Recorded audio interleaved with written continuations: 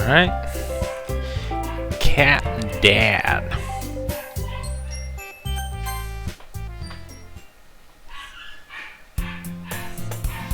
Hey! I see an annoying girl running toward me from the distance, waving her arms in the air like she's totally oblivious to any attention she might draw to herself. That girl is Sayori, my neighbor and good friend since we were children. You know, the kind of friend you'd never see yourself making today, but it just kind of works out because you've known each other for so long. We used to walk to school together on days like this, but starting around high school she would oversleep more and more frequently, and I would get tired of waiting up. But if she's going to chase after me like this, I almost feel better off running away. However, I just sigh and idle in front of the crosswalk and let Sayori catch up with me. Ha! Ha! I overslept again! But I caught you this time! Maybe, but only because I decided to stop and wait for you. Yeah, you say that like you were thinking about ignoring me. That's mean, Captain Dad. Well, if people stare at you for acting weird, then I don't want them to think we're a couple or something. Fine, fine. But you did wait for me after all. I guess you don't have it in you to be mean even if you want to. Whatever you say, Sayori. We cross the street together and make our way to school. As we draw near, the streets become increasingly speckled with other students making their daily commute. By the way, Captain Dad, have you decided on a club to join yet? A club? I told you already, I'm really not interested in joining any clubs. I haven't been looking either. Huh? That's not true. You told me you would join a club this year. Did I? I'm sure it's possible that I did, in one of our many conversations where I dismissively go along with whatever she's going on about. Sayori likes to worry a little too much about me, when I'm perfectly content just getting by on the average while spending my free time on games and anime. Uh-huh. I was talking about how I'm worried that you won't learn how to socialize or have any skills before college. Your happiness is really important to me, you know? And I know you're happy now, but I die at the thought of you becoming a NEET in a few years because you're not used to the real world. You trust me, right? Don't make me keep worrying about you. Alright, alright. I'll look at a few clubs if it makes you happy. No promises, though. Will you at least promise me you'll try a little? Yeah, I guess I'll promise you that. Yay! Why do I let myself get lectured by such a carefree girl? More than that, I'm surprised I even let myself relent to her. I guess seeing her worry so much about me makes me want to ease her mind at least a little bit, even if she does exaggerate everything inside of her head. The school day is as ordinary as ever, and it's over before I know it. After I pack up my things, I stare blankly at the wall looking for an ounce of motivation. Clubs. Sayori wants me to check out some clubs. I guess I have no choice but to start with the anime club. Hello? Sayori? Sayori must have come into the classroom while I was spacing out. I look around and realize that I'm the only one left in the classroom. I thought I'd catch you coming out of the classroom, but I saw you just sitting here and spacing out, so I came in. Honestly, you're even worse than me sometimes. I'm impressed. You don't need to wait up for me if it's going to make you late to your own club. Well, I thought you might need some encouragement, so I thought, you know what? Well, that you could come to my club. Sayori. Yeah? There is no way I'm going to your club. Meanie. Sayori is vice president of the literature club. Not that I was ever aware that she had any interest in literature. In fact, I'm 99% sure she only did it because she thought it would be fun to help start a new club. Since she was the first one to show interest after the one who proposed the club, she inherited the title vice president. That said, my interest in literature is guaranteed to be even less. Yeah, I'm going to the anime club. Come on, please. Why do you care so much anyway? Well, I kind of told the club yesterday I would bring a new member. And Natsuki made cupcakes and everything. Don't make promises you can't keep. I can't tell if Sayori is really that much of an airhead, or if she's so cunning as to have planned all of this out. I let out a long sigh. Fine. I'll stop by for a cupcake, okay? Yes, let's go! And thus, today marks the day I sold my soul for a cupcake. Who hasn't been there, am I right? I dejectedly follow Sayori across the school and upstairs, a section of the school I rarely visit, being generally used for third-year classes and activities. Sayori, full of energy, swings open the classroom door. Everyone, the new member is here. I told you, don't call me a new member. Huh? I glance around the room. Welcome to the Literature Club. It's a pleasure meeting you. Sayori always says nice things about you. Seriously? You brought a boy? Way to kill the atmosphere. Ah, Captain Dad, what a nice surprise! Welcome to the club! All words escape me in this situation.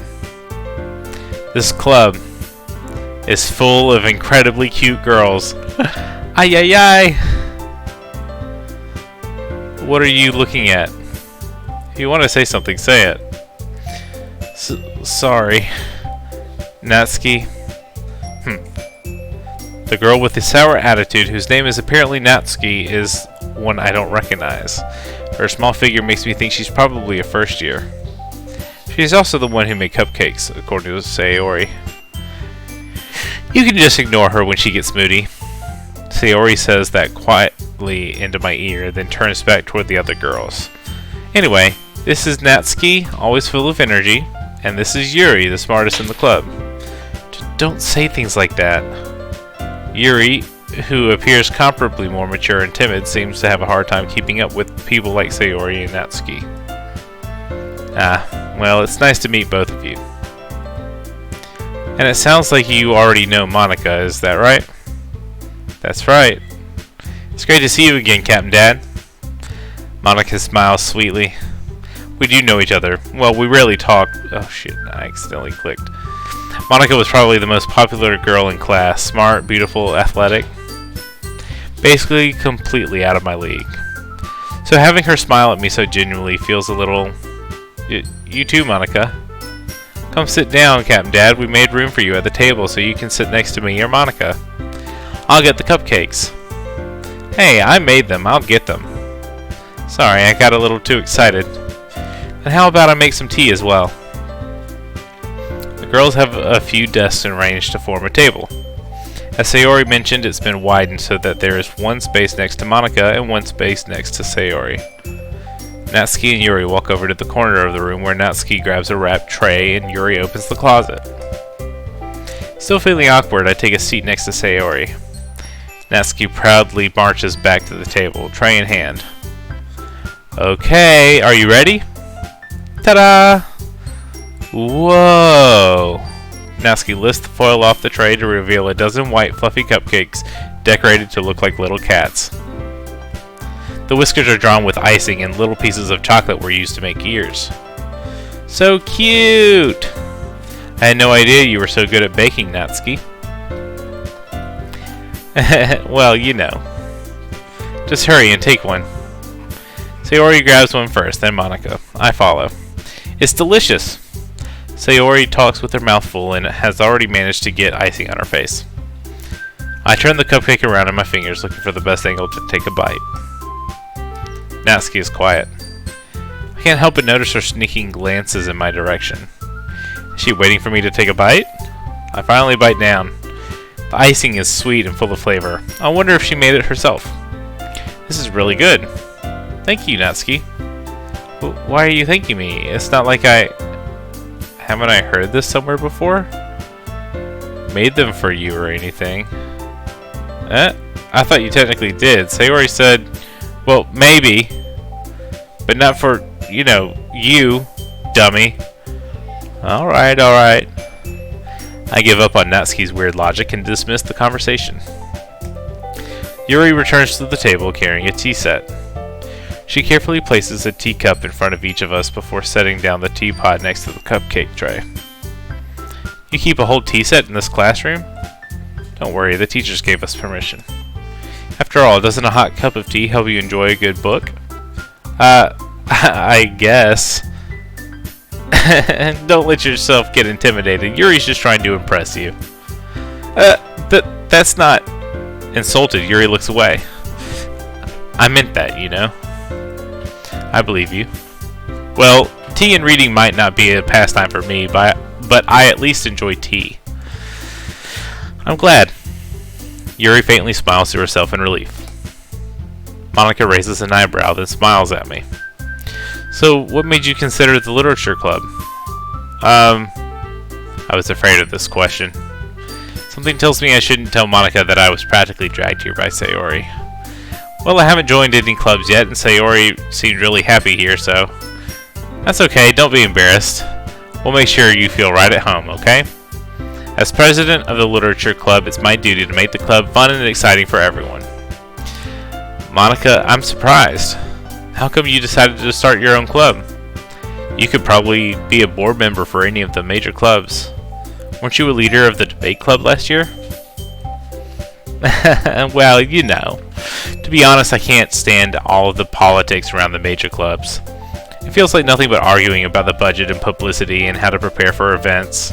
I'd much rather take something I personally enjoy and make something special out of it. And if it encourages others to get into literature, then I'm fulfilling that dream. Monica really is a great leader. Yuri also nods in agreement. Then I'm surprised there aren't more people in the club yet. It must be hard to start a new club. You could put it that way. It's not many people are very interested in putting out all the effort to start something brand new, especially when it's something that doesn't grab your attention, like literature. You have to work hard to convince people that you're both fun and worthwhile, but it makes school events like the festival that much more important. I'm confident that we can all really grow this club before we graduate. Right, everyone? Yeah! We'll do our best. You know it. Everyone enthusiastically agrees. Such different girls, all interested in the same goal. Monica must have worked really hard just to find these three.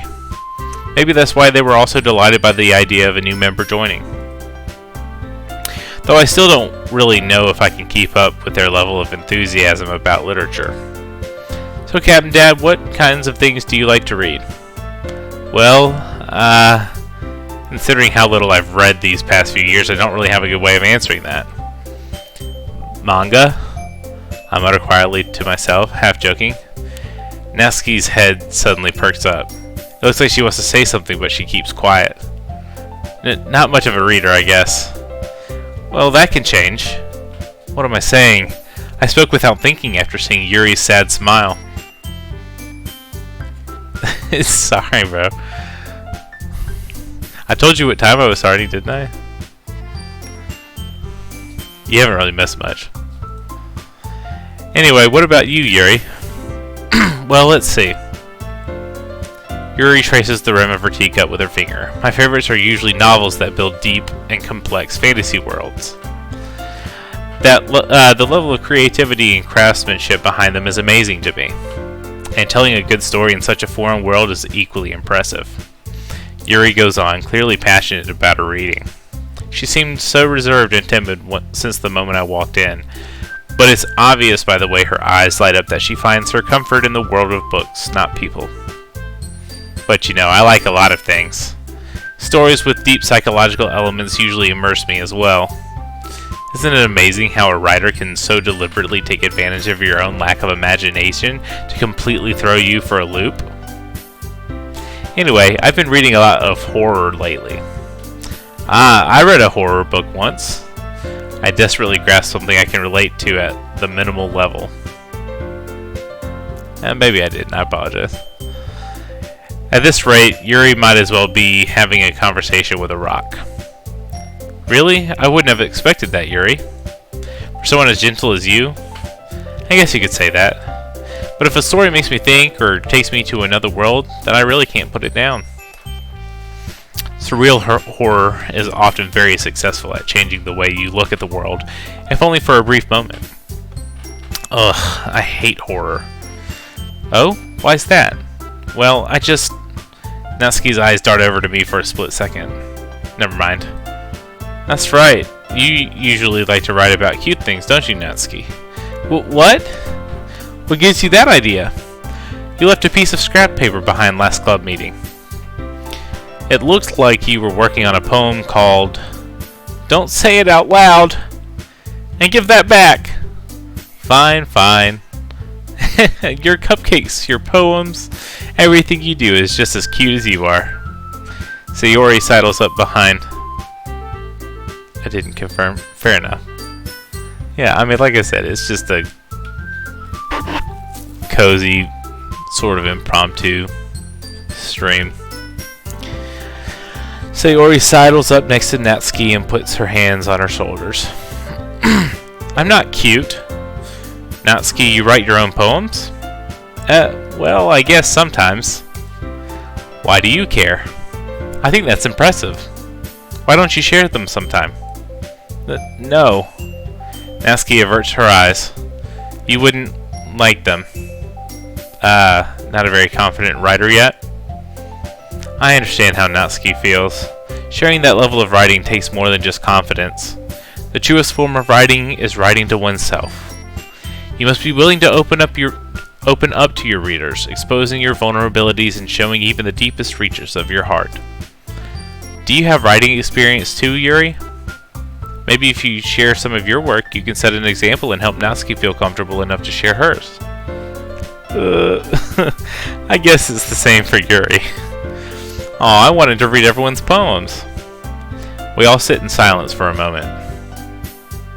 Okay, I have an idea, everyone. Natsuki and Yuri look quizzically at Monika. Let's all go home and write a poem of our own. The next time we meet, we'll all share them with each other. That way, everyone is even. Yeah, let's do it. Plus, now that we have a new member, I think it will help us all get a little more comfortable with each other and strengthen the bond of the club. Isn't that right, Captain Dad? Monika smiles warmly at me once again. Hold on, there's still one problem. Huh? What's that? Now that we're back to the original topic of me joining the club, I bluntly come forth with what's been on my mind the entire time. I never said I would join this club. Sayori may have convinced me to stop by, but I never made any decision. I still have other clubs to look at, and, I lose my train of thought. All four girls stare back at me with dejected eyes. But I'm sorry, I thought... Captain Dad... You all... I'm defenseless against these girls. How am I supposed to make a clear-headed decision when it's like this? That is, if writing poems is the price I need to pay in order to spend every day with these beautiful girls. Right. Okay, I've decided then. I'll join the literature club. One by one, the girls' eyes light up. Yes, I'm so happy. Sayori wraps her arms around me, jumping up and down.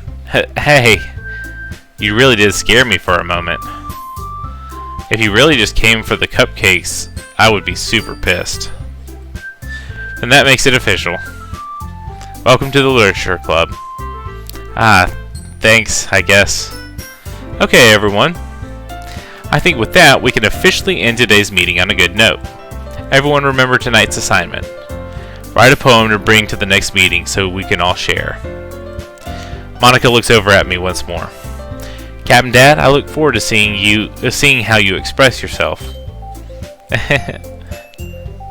Yeah. Can I really impress the class star Monika with my mediocre writing skills? I already feel the anxiety welling up inside me. Meanwhile, the girls continue to chit-chat as Yuri and Natsuki clean up their food. Hey, Captain Dad, since we're already here, do you want to walk home together? That's right. Sayori and I never walk home together anymore because she always stayed after school for clubs. Sure, might as well. Yay! With that, the two of us depart the club room and make our way home. The whole way, my mind wanders back and forth between the four girls. Sayori, Natsuki, Yuri, and of course, Monika. Will I really be happy spending every day after school in a literature club? Perhaps I'll have the chance to grow closer to one of these girls. Alright. I'll just need to make the most of my circumstances, and I'm sure good fortune will find me. And I guess that starts with writing a poem tonight.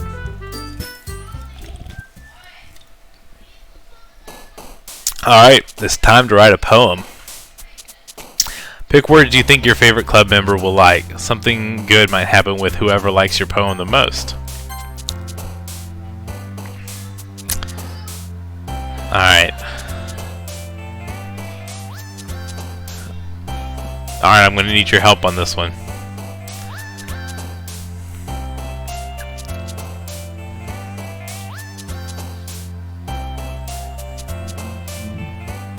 Of these three, who do you think? Sayori, Natsuki, or Yuri? I mean, Yuri, right? Let's be real here. It's gotta be Yuri.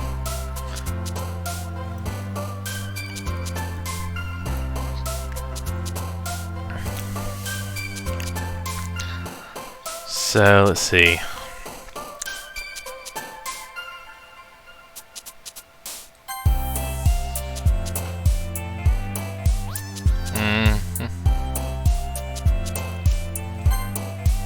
Oh, okay,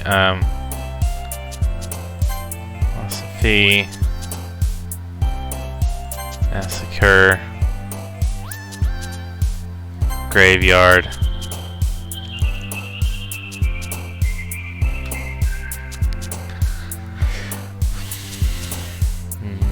unstable, disaster, death. What? Death was Sayori? Interesting. Alright, secretive, anxiety, frightening, no, anger? Really? That was Natsuki. Alright, contamination, agonizing. Dude, just soon. Just trust me, this game gets crazy. I've seen a little bit of it. I promise. Just hang in there.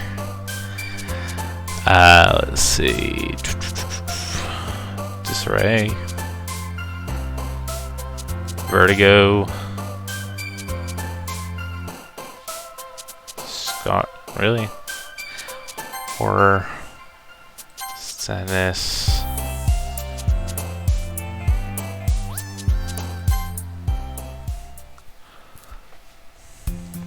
Hi again, Captain Dad.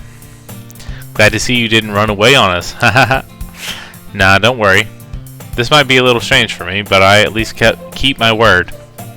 Well, I'm back at the Literature Club. I was the last one to come in, so everyone else is already hanging out. Thanks for keeping your promise, Captain Dad. I hope this isn't too overwhelming of a commitment for you, making you dive headfirst into literature when you're not accustomed to it. Oh, come on, like he deserves any slack. Sayori told me you didn't even want to join any clubs this year. And last year, too. I don't know if you plan to just come here and hang out or what, but if you don't take it seriously, then you won't see the end of it. Natsuki. Sorry, I think Jughead farted. I smelled something. Dude. Ugh. Dude, that stinks.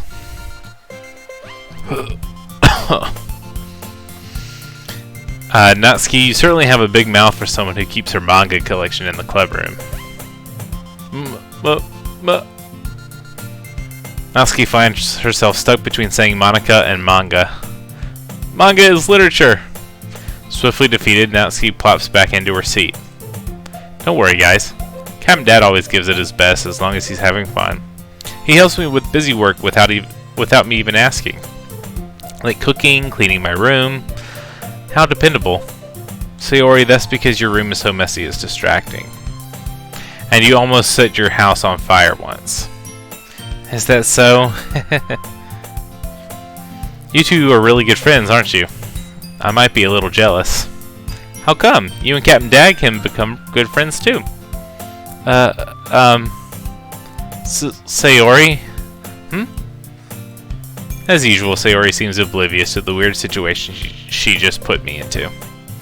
Yuri even brought you something today, you know... wait, Sayori?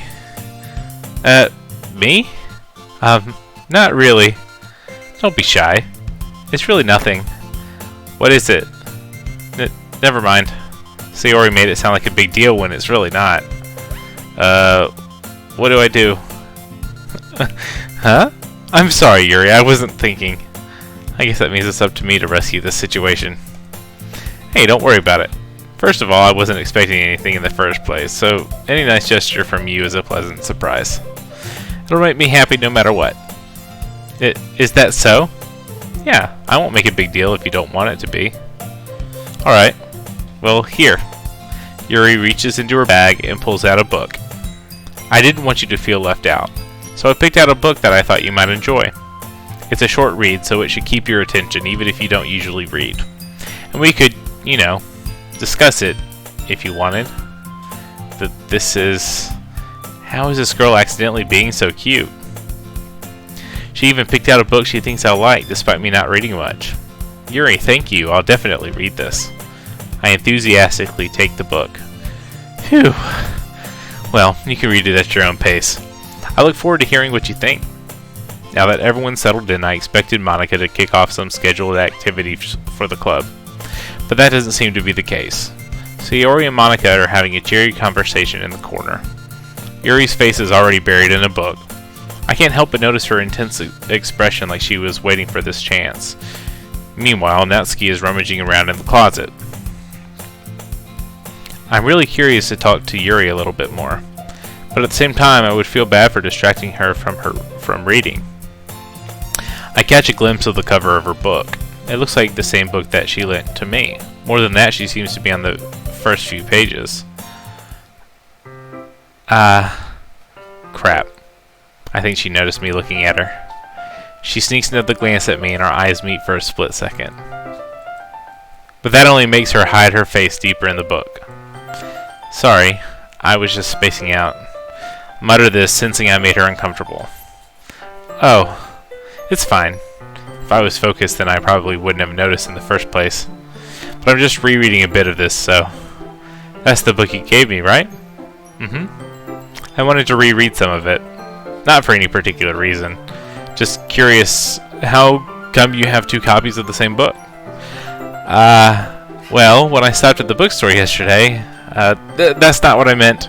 I mean, I just happened to buy two of them. Ah, I see. There's something fairly obvious here that Yuri isn't telling me, but I decided to let it go. I'll definitely start reading it soon. I'm glad to hear. Once it starts to pick up, you might have a hard time putting it down. It's a very engaging and relatable story. Is that so? What's it about anyway? Well, Yuri closes the book and scans her eyes over the back. The book is titled Portrait of Markov. There's an ominous looking eye symbol on the front cover. Alright. I just wanted to make sure I don't accidentally give anything away. Basically, it's about this girl in high school who moves in with her long-lost younger sister. But as soon as she does so, her life gets really strange. She gets targeted by these people who escaped from a human experiment prison. And while her life is in danger, she needs to desperately choose who to trust. No matter what she does, she ends up destroying most of her relationships and her life starts to fall apart. That's kind of dark, isn't it? Yuri made it sound like it was going to be a nice story, so that dark turn came from nowhere. Yuri gently giggles all of a sudden. Are you not a fan of that sort of thing, Captain Dad? No, it's not that. I mean, I can definitely enjoy those kinds of stories, so don't worry. I hope so. Yeah, I totally forgot that Yuri is into those things. She's so shy and reclusive on the outside, but her mind seems to be completely different. It's just that those kinds of stories, they challenge you to look at life from a strange new perspective. When horrible things happen not just because someone wants to be evil, but because they have their own goals or their own philosophy that they believe in. Then suddenly, when you thought you related to the protagonist, they're made out to be the naive one for letting their one-sided morals interfere with the villain's plans. I'm rambling, aren't I? Not again. I'm sorry. Hey, don't apologize. I haven't lost interest or anything. Well, I guess it's alright then. But I feel like I should let you know that I have this problem. When I let things like books and writing fill my thoughts, I kind of forget to pay attention to other people. So I'm sorry if I end up saying something strange. And please stop me if I start talking too much. I really don't think you need to worry.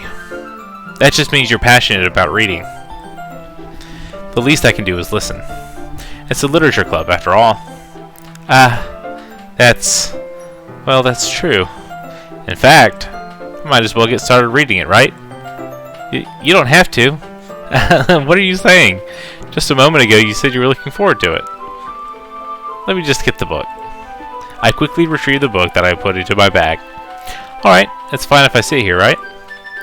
I slip into the seat next to Yuri's. Yeah. Are you sure? You seem a little apprehensive. I'm sorry. It's not that I don't want you to, it's just something I'm not very used to. That is, reading in company with someone else. I see. Well, just tell me if I end up distracting you or anything. Alright. I open the book and start the prologue. I soon understand what Yuri means about reading in company. It's as if I can feel her presence over my shoulder as I read. It's not a particularly bad thing. Maybe a little distracting, but the feeling is somewhat comforting. Yuri is in the corner of my eye. I realize that she's not actually looking at her own book. I glance over. It looks like she's reading from my book instead. Sorry. I was just... Yuri, you really apologize a lot, don't you? I do? I don't really mean to. Sorry. I mean... Here, this should work, right? I slide my desk until it's up against Yuri's, then hold my book more between the two of them. I suppose so. Yuri timidly closes her own copy. Once we each lean in a little bit, our shoulders are almost touching. Feels like my left arm is in the way, so instead I use my right hand to hold the book open. I guess that makes it kind of difficult to turn the page. Here. Yuri takes her left arm and holds the left side of the book between her thumb and forefinger. I do the same with my right arm on the right side of the book. That way I turn a page and Yuri slides it under her thumb after it flips to her side. But in holding it like this, we're huddled even closer together than before. It's actually kind of distracting me. It's as if I can feel the warmth of Yuri's face and she's in the corner of my vision. Are you ready? Huh? To turn the page. Sorry. I think I got a bit distracted for a second. I glance over at Yuri's face again and our eyes meet. I don't know how I'll be able to keep up with her. That's okay. You're not as used to reading, right? I don't mind being patient if it takes you a bit longer. It's probably the least I can do, since you've been so patient with me. Yeah. Thanks. We continue reading. Yuri no longer asks me if I'm ready to turn the page. Instead, I just assume that she finishes the page before me, so I turn it by my own volition. We continue the first chapter in silence. Even so, turning each page almost feels like an intimate exchange. My thumb gently letting go of the page, letting it flutter over to her side as she catches it under her own thumb. Hey Yuri, this might be a silly thought, but the main character kind of reminds me of you a little bit. You think so? How does she? Well, I guess she's more blunt in a lot of ways. But she also second-guesses all of the things that she says and does. Like she's afraid she'll do something wrong. It's not like I can see into your head or anything, but they're kind of reminiscent of some of your mannerisms. I see. Yuri remains silent for a moment. But Captain Dad, that's probably a terrible thing to have in common with her. That's so embarrassing that you think that. But wait, I didn't mean it in a bad way or anything. Sorry, I really didn't know you were self-conscious about that sort of thing. I guess I more meant that it's kind of cute. What are you saying all of a sudden? Okay, everyone. I think it's about time we share today's poems with each other. We might not have enough time if we wait too long. Yuri exhales, spared from finishing her thought. Is that alright, Yuri? You look kind of down. I'm sorry if you haven't been looking forward to this. It's not. It's fine. Yuri releases her hand from the book, causing it to close on top of my thumb. Alright. I guess I'll do some more reading tonight. Or would you prefer I only read it with you? I guess I don't have too much of a preference either way. In that case, I'll read a little more tonight. It'll be more fun to read with you after it picks up a bit, you know? That's good reasoning. In that case, feel free to finish the first 2 chapters in your own time. Alright. I stand up. I make a mental note of where I left off in the book, then slip it back into my bag. By the way, did you remember to write a poem last night? Yeah. My relaxation ends. I can't believe I agreed to do something so embarrassing. I couldn't really find much inspiration since I've never really done this before. Well, now that everyone's ready, why don't you find someone to share it with? I can't wait. Sayori and Monica enthusiastically pull out their poems. Sayori's is on a wrinkled sheet of loose leaf torn from a spiral notebook. On the other hand, Monica wrote hers in a composition notebook. I can already see Monica's pristine handwriting from where I sit. Natsuki and Yuri reluctantly comply as well, reaching into their bags. I do the same myself. Who should I show my poem to first? I done fucked up. How so?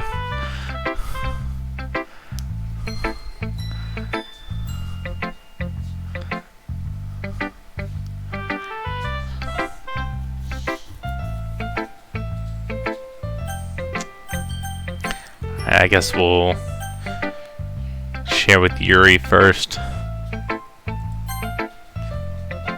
I offended Yuri? Well, Yuri seems the most experienced, so I should start with her. I can trust her opinion to be fair. As Yuri reads the poem, I notice her eyes lighten. Exceptional. Oh, what was that? Huh? Did I say that out loud? Yuri first covers her mouth, but then ends up covering her whole face. He's going to hate me. You really didn't do anything wrong, Yuri. Huh? That's... I guess you're right. What am I getting so nervous for? Yuri takes a breath. So, what kind of writing experience do you have? Your use of imagery and metaphors indicates you've written a lot of poetry before. Really? Wow, that's a huge compliment coming from you. This is actually my first time, really. Huh? Yuri stares at me blankly, then looks at my poem again. Well, I know that. I just meant, Yuri trails off, unable to find an excuse. She traces her finger along the words in the poem as if breaking it down more thoroughly. Yeah. Okay. This is the reason I was able to tell. It's just that there are specific writing habits that are usually typical of new writers. And having been through that myself, I kind of learned to pick up on them. I think the most noticeable thing I recognize in new writers is that they try to make their style very deliberate. In other words, they tend to pick a writing style separate from the topic matter and they form-fit the two together. The end result is that both the style and the expressiveness are weakened. Once Yuri finds her train of thought, it's as if her demeanor totally changes. Her stammering is completely gone and she sounds like an expert. Of course, that's not something you can be blamed for. There are so many different skills and techniques that go into writing even a simple poem. Not just finding them and building them, but getting them to work together is probably the most challenging part. It might take you some time, but it all comes with practice and learning by example and trying new things. I also hope that everyone else in the club gives you valuable feedback. Natsuki can be a little bit biased, though. Biased? How? Well, never mind. I should be talking about people like that. Sorry. It's fine.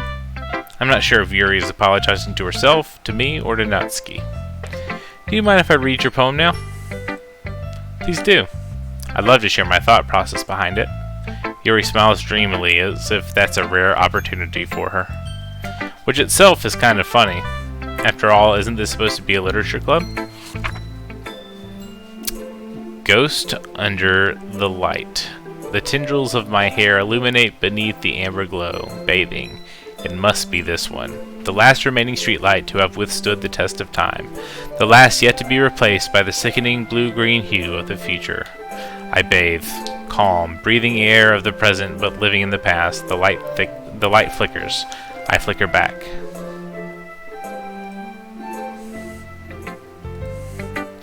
I'm sorry, I have such terrible handwriting. What? I wasn't thinking that at all. But it took you a long time to read. Ah. Well, I just don't read script very often. I actually think your handwriting is pretty. Huh? That's a relief. Also, I like the poem. Even though it's short, it was really descriptive. It wasn't too short. I usually write longer poems. No, not at all. I'm really glad you like it. I'll be honest. Since it's our first time sharing, I wanted to write something a little more mild. Something easy to digest, I suppose. Are you into ghosts, Yuri? Uh-huh. Actually, the story isn't about a ghost at all, Captain Dad. Really? I must have totally missed the point. Well, I suppose you did only glance over it, after all. But remember that poets often express their own thoughts, feelings, and experiences in their work. They usually do more than tell a simple story or paint a picture. In this case, perhaps the subject of the poem is only being symbolically compared to a ghost, lingering in her last remaining place of comfort, unable to let go of the past, and soon to be left with nothing. That's a lot more solemn, putting it that way. I hadn't even thought of that. That's impressive. Huh? It's nothing, really. Yours was impressive too, so... Nah. If anything, I could probably learn a thing or two from you. You think so? Yeah, of course. You know, I was really nervous about doing all this. But in the end, I enjoyed it. I'm going to keep doing my best for you, Captain Dad. Me too. Alright, next, Next, I'm going to grab me another drink. And then I think we're going to share with Natsuki. Yuri started talking shit about Natsuki, so we'll do that. Cheers, Shane.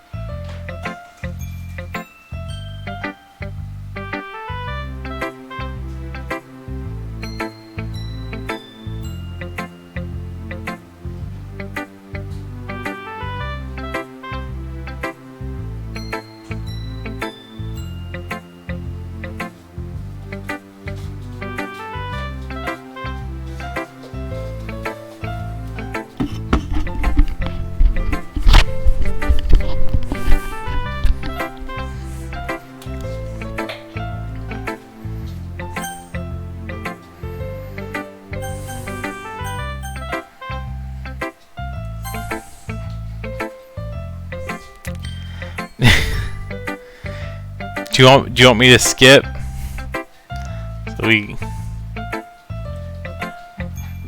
can get to the scary part faster?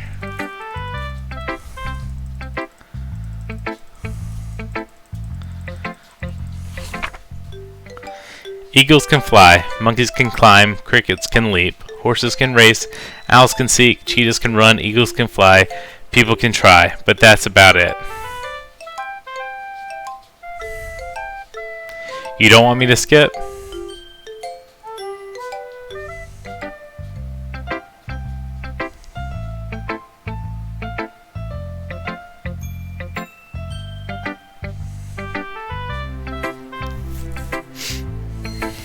I told you that you weren't going to like it. Okay. I like it. What? Just be honest. I am. Why are you so convinced that I wouldn't like this? Are you getting invested over there? Invested in these characters? Oh shit.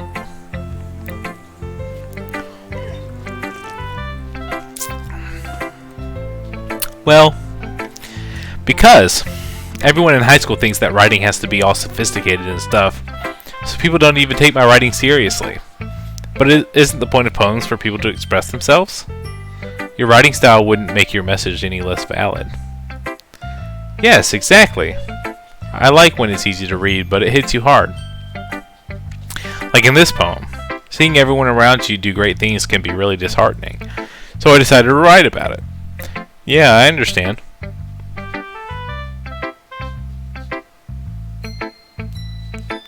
Dude, don't worry. Like, I promise.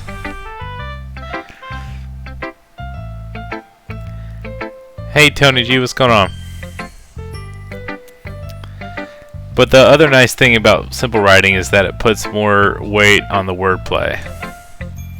Like I set up for a rhyme at the end, but then made it all flat on purpose. It helps bring out the feeling in the last line. So you did. I guess more went into it than I realized. That's what it means to be a pro. I'm glad you learned something. Didn't expect that from the youngest one here, did you? Yeah, I guess not. I decided to humor her with that last comment. I don't really care how old everyone is, but if Natsuki is feeling proud, then I won't take that away from her. Alright, I guess Monica. Next. Hi, Cam Dad. Having a good time so far? Yeah. Good, glad to hear it. By the way, since you're new and everything, if you ever have any suggestions for the club, like new activities or things we can do better, I'm always listening. Don't be afraid to bring things up, okay? Alright, I'll keep that in mind. Of course, I'll be afraid to bring things up. I'm much better off just going with the flow until I'm more settled.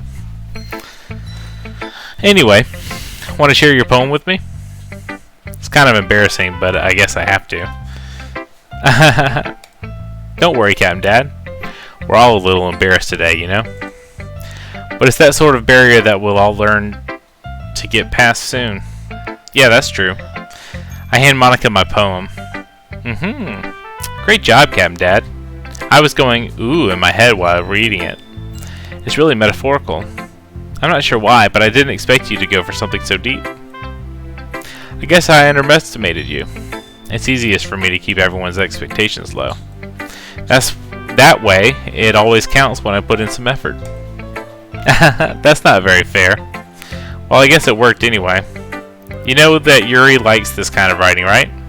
Writing that's full of imagery and symbolism, unlike Sayori, who likes using simple and direct words to describe happiness and sadness. Yuri likes it when readers are left to derive their own meaning out of it. It's very challenging to write like that effectively, both allowing people to get something out of it just by feel, or letting them deeply analyze all of the nuances. It can take years of practice, which I'm assuming Yuri has at this point. I never really asked, though. I'm sure I'm nowhere near her level yet. Don't worry so much about that. You do your own thing. Just keep exploring and learn by trying new things. I'm sure I'll end up trying different things a lot. It can take a while before I feel comfortable doing this. That's okay. I'd love to see you try new things. That's the best way to find the kind of style that suits you. Everyone else might be a little bit biased towards their own kind of styles, but I'll always help you find what suits you the most. So don't force yourself to write the way everyone else wants you to write. It's not like you have to worry about impressing them or anything. Yeah. Anyway, do you want to read my poem now? Don't worry, I'm not very good. You sound pretty confident for someone who claims to not be very good. Well, that's because I have to sound confident. That doesn't mean I always feel that way, you know? I see. Well, let's read it then. Hole in wall. It couldn't have been me. See the direction the spackle protrudes? A noisy neighbor? An angry boyfriend? I'll never know. I wasn't home. I peer inside for a clue. No, I can't see. I reel, blind like a film left out in the sun. But it's too late. My retinas, already scorched with a permanent copy of the meaningless image. It's just a little hole. It wasn't too bright. It was too deep, stretching forever into everything. A hole of infinite choices. I realized now that I wasn't looking in. I was looking out, and he, on the other side, was looking in. What in the world? That didn't make any sense. So what do you think? It's very freeform, if that's what you call it. Sorry, I'm not really the right person to ask for feedback. It's okay. Yeah, that kind of style has gotten pretty popular nowadays. That is, a lot of poems have been putting emphasis on the timing between words and lines. When performed out loud, it can be really powerful. What was the inspiration behind this one? Well, I'm not sure if I know how to put it. I guess you could say that I had some kind of epiphany recently. It's been influencing my poems a bit. An epiphany? Yeah, something like that. I'm kind of nervous to talk about deep stuff like that because it's kind of coming on strongly. Maybe after everyone is better friends with each other. Anyway, here's Monica's writing tip of the day. Sometimes when you're writing a poem or a story, your brain gets too fixated on a specific point. If you try so hard to make it perfect, then you'll never make any progress. Just force yourself to get something down on the paper and tidy it up later. Another way to think about it is this. If you keep your pen in the same spot for too long, you'll just get a big dark puddle of ink. So just move your hand and go with the flow. That's my advice for today. Thanks for listening.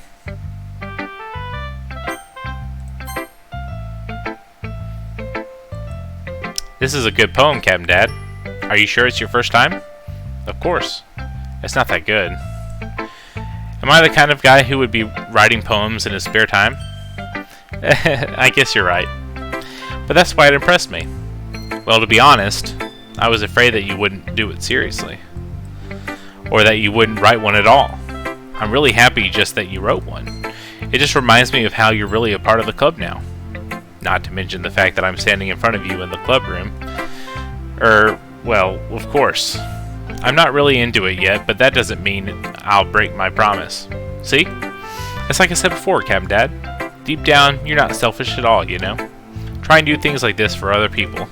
That's something that only really good people do. Thanks, Sayori. I'm not sure if Sayori sees the full picture of my motive here. Then again, I can't deny that she's part of the reason I joined. Knowing how much this means to her and all. Yeah. And I'm gonna make sure that you have lots of fun here, okay? That will be my way of thanking you. Alright, I'm going to hold you to that then. Yay! Now you'll read my poem too, right? Don't worry, I'm really bad at this. We'll see about that. Dear sunshine, the way you glow through my blinds in the morning, it makes me feel like you missed me. Kissing my forehead to help me out of bed, making me rub the sleepy from my eyes. Are you asking me to come out and play? Are you trusting me to wish away a rainy day? I look above. The sky is blue. It's a secret, but I trust you too. If it wasn't for you, I could sleep forever. But I'm not mad. I want breakfast. Interesting. Sayori, this is just a guess, but did you wait until this morning to write this? No. Just a little bit. You can't answer just a little bit to a yes or no question. I forgot to do it last night. Well, at least that makes me feel a little better about myself. Don't be mean. I still tried my best. Yeah. I didn't mean to say that it was a bad poem. It came out nice. Or, how should I put it? It sounds just like you. Really? Yeah. Especially that last line. I made eggs and toast. Even though you were late to school. It's bad to skip breakfast. I get all cranky. Well, I guess there's no point in arguing. Anyway, thanks for showing me. This was so much fun. Monica's the best. Yeah. But next time I won't forget. And I'm gonna write the best poem ever. Well, I guess I look forward to it. Whew. I guess that's everyone. I glanced around the room. That was a little more stressful than I anticipated. It's as if everyone is judging me for my mediocre writing abilities. Even if they're just being nice, there's no way my poems can stand up to theirs. This is a literature club, after all. I sigh. I guess that's what I ended up getting myself into. Across the room, Sayori and Monica are happily chatting. My eyes land on Yuri and Natsuki. They gingerly exchange sheets of paper sharing their respective poems. As they read in tandem, I watch each of their expressions change. Natsuki's eyebrows furrow in frustration. Meanwhile, Yuri smiles sadly. What's with this language? Huh? Did you say something? Oh, it's nothing. Natsuki dismissively returns to the poem to the desk with one hand. I guess you could say it's fancy. Thanks. Yours is cute. Cute? Did you completely miss the symbolism or something? It's clearly about the feeling of giving up. How can that be cute? I know that. I just meant the language, I guess. I was trying to say something nice. Huh? You mean you have to try that hard to come up with something nice to say? Thanks, but it really didn't come out nice at all. Well, I do have a couple of suggestions. If I was looking for suggestions, I would have asked someone who actually liked it. Which people did, by the way. Sayori liked it, and Captain Dad did too. So based on that, I'll gladly give you some suggestions of my own. First of all, excuse me. I appreciate the offer, but I've spent a long time establishing my writing style. I don't expect it to change anytime soon, unless of course I come across something particularly inspiring. Which I haven't yet. And Captain Dad liked my poem too, you know. He even told me he was impressed by it. Natsuki suddenly stands up. Oh? I didn't realize you were so invested in trying to impress our new member, Yuri. That's not what you're just... Yuri stands up as well. Maybe you're just jealous that Captain Dad appreciates my advice more than he appreciated yours. Huh, and how do you know he didn't appreciate my advice more? Are you that full of yourself? No.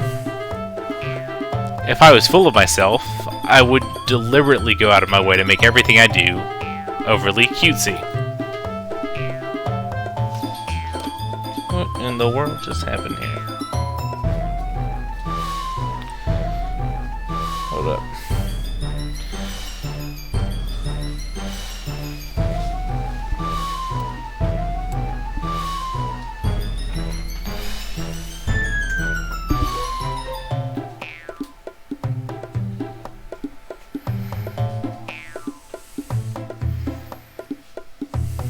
Okay.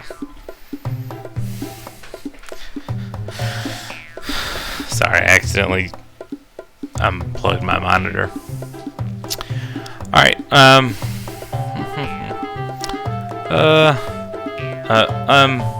is everyone okay? Well, you know what? I wasn't the one whose boobs magically grew a size bigger as soon as Captain Dad started showing up. Natsuki? Natsuki, that's a little... Thank you. No, my foot hit the power strip. Fortunately, my PC is plugged in to the wall directly, so I didn't lose like what my computer was doing. It's just unplugged my monitor. This doesn't involve you. I don't like fighting, guys. Suddenly, both girls turned towards me as if they just noticed I was standing there. Captain Dad? She's just trying to make me look bad. That's not true. She started it. If she could get over herself and learn to appreciate that simple writing is more effective, then this wouldn't have happened in the first place. What's the point in making your poems all convoluted for no reason? The meaning should jump out at the reader, not force them to have to figure it out. Help me explain that to her, Captain Dad. Wait. There's a reason we have so many deep and expressive words in our language. It's the only way to convey complex feelings and meaning them most effectively. Avoiding them is not only unnecessarily limiting yourself, it's also a waste. You understand that, right, Captain Dad? Well? How did I get dragged into this in the first place? It's not like I know anything about writing, but whoever I agree with, they'll probably think more highly of me.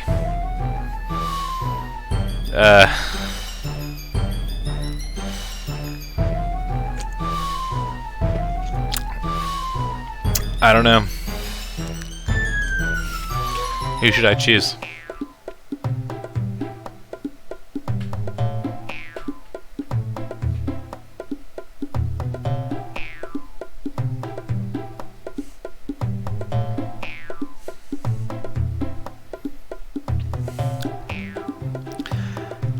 I kind of want to just ask Sayori for help.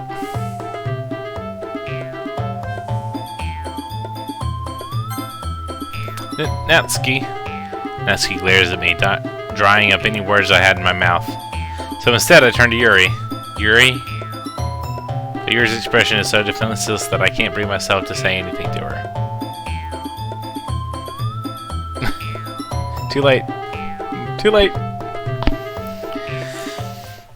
Sayori? Huh? Yeah, everyone's fighting is making Sayori uncomfortable. How can the two of you keep fighting when you know you're making your friend feel like this? Cap, Dad. Well, that's her problem. This isn't about her. I agree. It's unfair for others to interject their own feelings into our conflict. Yeah, unless Sayori wants to tell Yuri what a stuck-up jerk she's being. She would never. It's your immaturity that's made her upset in the first place. Excuse me? Are you listening to yourself? This is exactly why nobody likes... Stop! Natsuki, Yuri, you guys are my friends. I just want everyone to get along and be happy. My friends are wonderful people, and I love them because of their differences. Natsuki's poems, they're amazing because they give you so many feelings with just a few words. And Yuri's poems are amazing because they paint beautiful pictures in your head. Everyone's so talented, so why are we fighting? Because, well, also, Natsuki's cute and there's nothing wrong with that. And Yuri's boobs are the same as they always were. Big and beautiful. Sayori? Sayori stands triumphantly. Monica stands behind her with a bewildered expression. I'll make some tea. Yuri rushes off. Natsuki sits down with a blank expression on her face, staring at nothing. So this is why Sayori is vice president. I whisper to Monica. She nods in return. To be honest, I might come off as a good leader, and I can organize things, but I'm not very good with people. I couldn't even bring myself to interject. As president, that's kind of embarrassing of me. Nah, it's not like I can blame you. I wasn't able to say anything either. Well, I guess that just means Sayori is amazing in her own ways, isn't it? Isn't she? You could say that. She might be an airhead, but sometimes it's weirdly suspicious that she knows exactly what she's doing. I see. Take good care of her, okay? I would hate to see her get herself hurt. That makes two of us. You can count on me. Monica smiles sweetly at me, causing my stomach to knot. Such a genuine person really does make a good president, regardless of what she says. If only I could get the chance to talk to her a little more. Okay, everyone. It's just about time for us to leave. How did you all feel about sharing poems? It was a lot of fun. Well, I'd say it was worth it. It was alright. Well, mostly. Captain Dad, how about you? Yeah, I'd say the same. It was a neat thing to talk about with everyone. Awesome. In that case, we'll do the same thing tomorrow. And maybe you learn something from your friends too. So your poems will turn out even better. I think to myself, I did learn a little more about the kinds of poems everyone likes. With any luck, that means I can at least do a better job impressing those I want to impress. I nod to myself with newfound determination. Captain Dad, ready to walk home? Sure, let's go. Sayori beams at me. It truly has been a while since Sayori and I have spent this much time together. Oh, I'm sorry, I don't know why I'm yawning. I don't feel tired. I can't really say I'm not enjoying it either. Sayori, about what happened earlier. What do you mean? You know, between Yuri and Natsuki?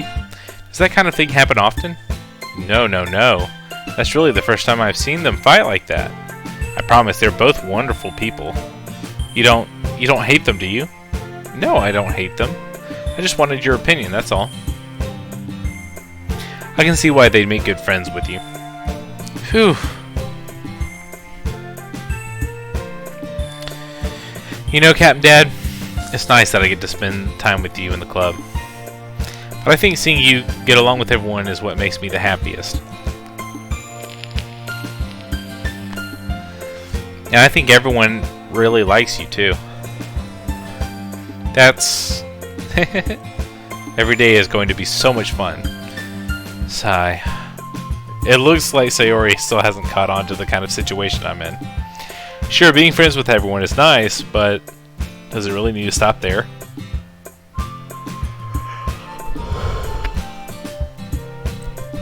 We'll just have to see what the future holds, Sayori. I pat Sayori on the shoulder. I said that more to myself than to her, but it's easy to use Sayori as an internal monologue sometimes. Okay. Yeah, let's do this.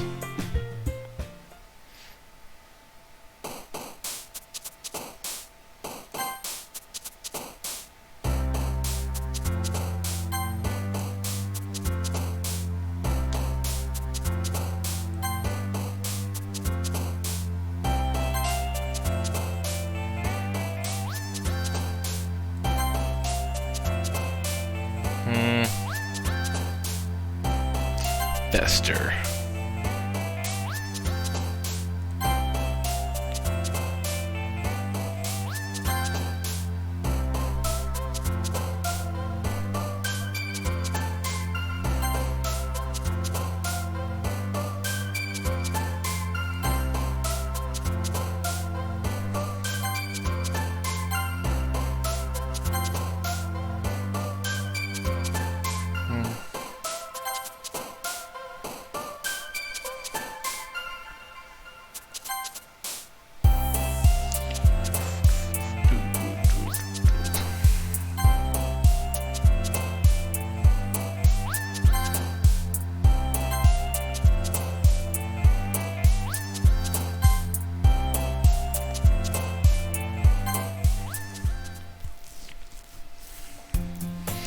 Another day passes and it's time for the club meeting already. I've gotten a little more comfortable here over the past couple of days. Entering the club room, the usual scene greets me. Hi, Captain Dad. Yo, Sayori. Looks like you're in a good mood today. I'm just still not used to you being in the club, that's all.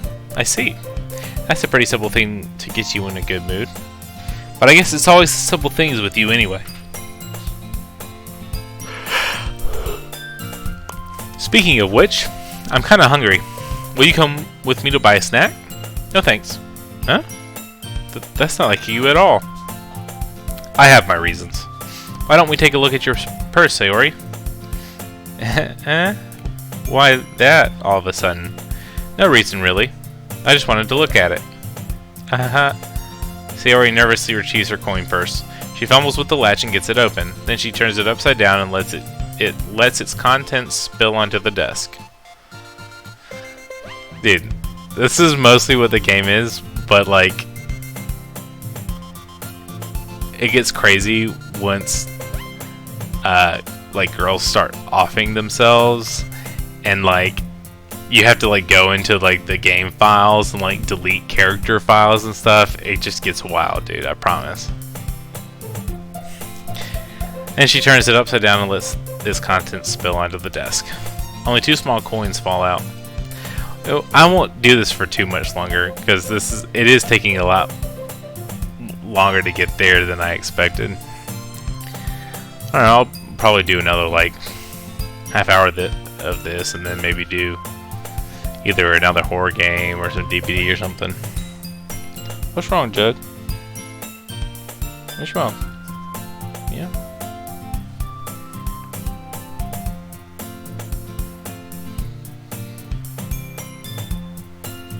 When you just need some attention. I knew it. I can see right through you, Sayori. That's not fair. How did you even know? It's simple. If you had enough money in the first place, you would have bought a snack before coming to the club room. So either you're not hungry and want an excuse to take a walk, or you plan to conveniently forget that you spent all your money so that I would lend you some. But there's one more thing. You're always hungry. And so that only leaves the one option. What? I give up. Don't make me feel guilty. If you feel guilty, that means you deserve to feel guilty. Yuri suddenly giggles. Huh? I didn't notice that she was listening in. Her face is in her book, as always. I wasn't listening or anything. It was just something in my book. Yuri, tell Captain Dad to let me borrow some money. Don't get me involved like that, Sayori. Besides, you should only buy what you can responsibly afford. And frankly, after pulling a mischievous little stunt like that, your suffering is fair enough retribution. Did I just... I didn't mean that. I got too absorbed in my book. I really like when you speak your mind, Yuri. It doesn't happen much, but it's a fun side of you. There's no way you could think that. You were right, though. I did something bad, and now I have to accept the retribution. That. Still, coming from you, Sayori. I guess there's a little devil inside of all of us, isn't there? Don't let her fool you. Sayori knows exactly what she's doing. After all, she told you guys she was bringing me to the club before she even told me. But you wouldn't have come if it weren't for the cupcakes. So I had to trick Natsuki into making them.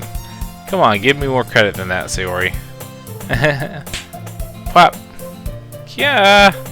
Out of nowhere, something smacks Sayori in the face and tumbles onto the desk. Ow! What was... Huh?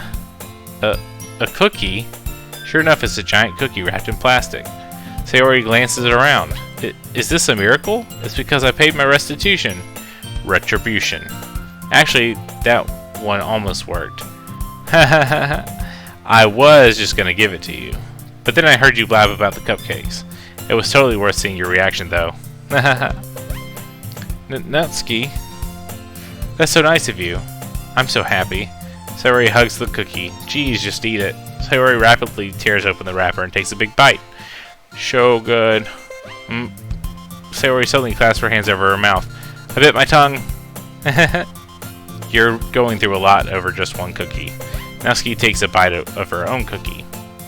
Yours looks really good too, Natsuki. Can I try it? Jeez. Beggars can't be choosers. But yours is chocolate. Yeah, why do you think I gave you that one? Fine. Still, I'm really happy that you shared this one with me. Sayori gets out of her seat and goes behind Natsuki, then wraps her arms around her. Jeez. I get it. Cookie still in hand, Natsuki reaches up to nudge Sayori off of her. Sayori suddenly leans down and takes a bite of Natsuki's cookie. Hey! Did you seriously just do that?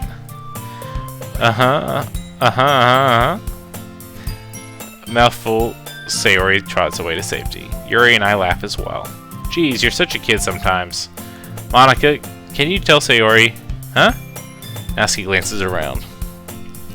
Monika isn't in the club room. Where's Monika anyway? Good question. Have any of you heard anything about her being late today? Not me. Yeah, I haven't either. That's a bit unusual. I hope she's okay. Of course she's okay. She probably just had something to do today. She's pretty popular after all. Huh? You don't think she has a... I wouldn't be surprised. She's probably more desirable than all of us combined. That's true. Excuse me? Suddenly, the door swings open. Sorry, I'm super sorry. There you are. I didn't mean to be late. I hope you guys weren't worried or anything. Huh? Monika chose the club over her boyfriend after all. You're so strong-willed. But boyfriend? What on earth are you talking about?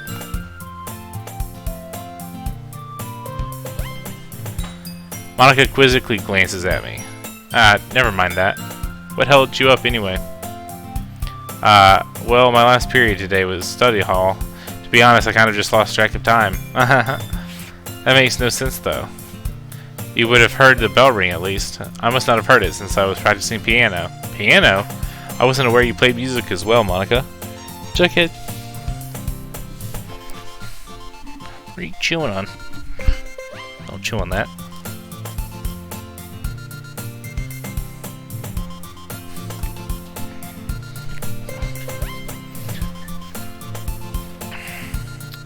I don't really. I kind of just started recently. I've always kind of wanted to learn piano. That's so cool. You should play something for us, Monica. That's... Monica looks at me.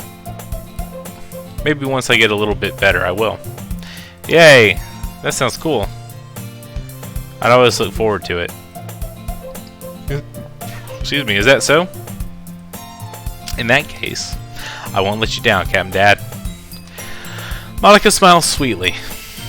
I didn't mean any pressure or anything like that.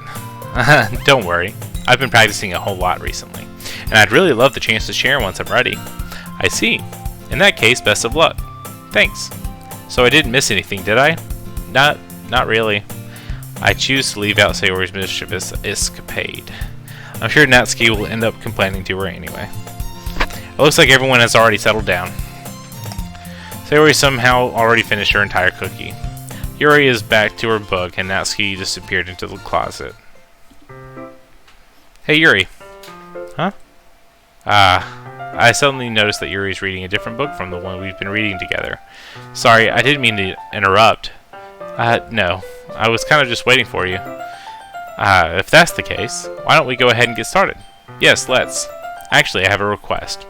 Do you mind if I make some tea first? Not at all. Thanks very much. If there's one thing that can make my reading time here any better, it's a nice cup of tea. Not to mention for yourself as well. Yuri stands up and makes her way to the closet. I follow and watch as she retrieves a small water pitcher from the shelf, the kind with a filter inside. Can you hold this for a second? Sure. Yuri hands me the water pitcher and also fetches an electric kettle. I'm going to plug this in at the teacher's desk, and then we'll go get some water. She walks past me and sets the kettle down on the teacher's desk. I simply watch her movements. To my surprise, the way she moves really contrasts her speaking mannerisms. Especially because of her long legs, Yuri appears elegant and methodical. Okay, may I have the water pitcher? Thanks, I'll be right back. I might as well walk with you. Yeah, why not? Shall we go then? Yeah. Where are you two off to? Huh? Yuri was going to make some tea, so I suddenly realized how weird it sounds to explain this to Monica. We're just filling the water pitcher. Ah, okay. Sorry, I was just a bit curious. That's kind of a one-person job, isn't it? Monica, please mind your own business for once. Or do you want to tell me there's something wrong with helping involve Captain Dad in club activities? My mouth gapes. I suppose there's nothing wrong with that. Then let's go, Captain Dad. Yuri quickly exits the room, and I follow. Once in the hallway, she suddenly puts her forehead against the wall. I spoke without thinking. How could I say something like that? Yuri? Something about the way she said that. It made me feel so irritated. What's wrong with me? No, Yuri. I think you did the right thing. I wasn't expecting it, but it's also not right for Monica to judge people like that. Captain Dad, how come even when I do something bad, you're being nice to me? Because nothing that you do is as bad as you make it seem in your head. Nobody's perfect. We have emotions and we can't always hide them away. But you always amplify things in your head. Your mind turns a light rain shower into a hurricane. No. Wouldn't you hate me for something as terrible as that? Why would I hate you? I can't hate someone for having emotions. What kind of friend would do that? Friend, you say? Yuri lifts her head. Captain Dad, I really like being friends with you. Thanks, Yuri. I like being friends with you too.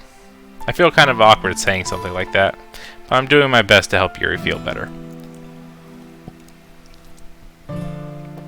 Anyway, yeah. Shall we go? Yeah. Yuri and I walk to the nearest water fountain. Once we fill up the water pitcher, we return to the classroom. Captain Dad, do you like oolong tea? Yeah. Anything is fine. Very well. Yuri sets the temperature on the kettle to 200 degrees. Now it's time to get the teapot. You really do this properly, don't you? Of course. I shouldn't do any less when I'm making tea for others. Even if I'm not an expert on tea or anything. In that case, you'll only be even more impressed. Ah, perhaps I will. Yuri fetches the teapot and begins measuring the tea leaves. To my surprise, she even starts humming a little to herself. You must be in a good mood now. Is that so? I was letting it show. And you noticed. I was doing a bit of thinking, and I decided that I would try expressing myself a little more. It turns out it's not very hard for me to do, when it's you who's around anyway. Ah, that's great, Yuri. Just don't push yourself too much. You're always worrying about me, Captain Dad. It's very endearing. Yuri wasn't kidding. I don't even know if I can keep up with this.